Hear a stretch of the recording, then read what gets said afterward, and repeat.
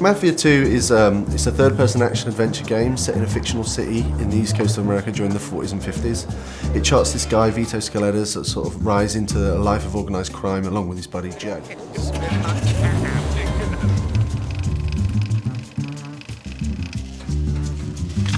What is it that you want?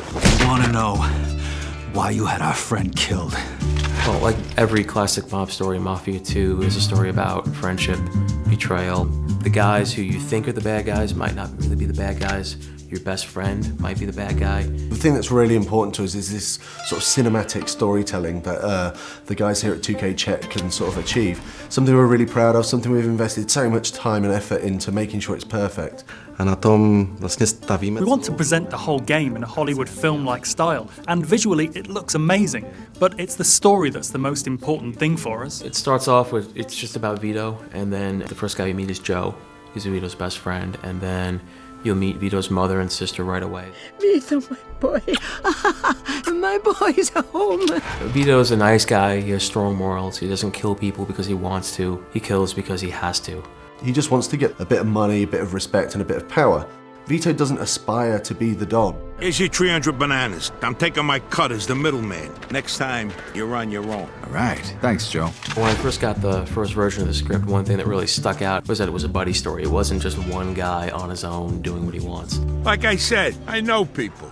You get all the official paperwork tomorrow. Joe's sort of a shoot first, sort of ask questions later sort of guy, you know. Joe is the guy who comes up with the schemes and or tries to come up with the schemes, and Vito kind of makes sure that they both don't get arrested or killed. Joe just makes some pretty dumb decisions through the story, you know, and Vito is just left to sort of like deal with that and sort of get Joe, his best buddy, out of these scrapes. Don't worry, I thought of everything.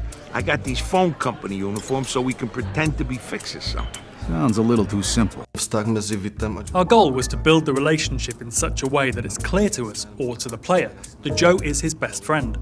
Something like family, if not even more.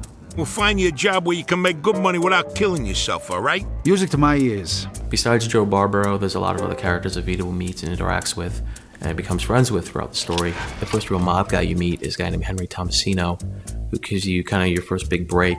And then this guy named Eddie Scarpa, who's kind of similar to Joe in that he likes the booze, he likes the women. It's an open world city with a very strong linear story travelling through it, which is maybe a little bit of a different structure than we see with other open world games. With our game, the story is incredible, the dialogue is amazing.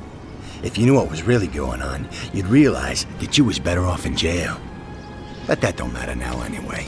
What we wanted to chart was this guy's rise through the ranks of the Mafia. The Mafia is pulling the strings. If you're ordered to do something, you have to do it, even if you don't agree. Otherwise, you won't survive, or you might lose a friend, or even your family. You're gonna do us all a favor, and if I refuse, you die. The life of a mobster isn't what it's all made out to be, you know. It's not all really glamorous, you know. It has some really bad things that happen to it, and we really explore that during the story. I think it's really interesting, and people are going to really enjoy it. What'd you say your name was? Vito. I need someone to give him a little nudge. $10 a man. What if someone makes a fuss? Well, then you'll have to convince him otherwise.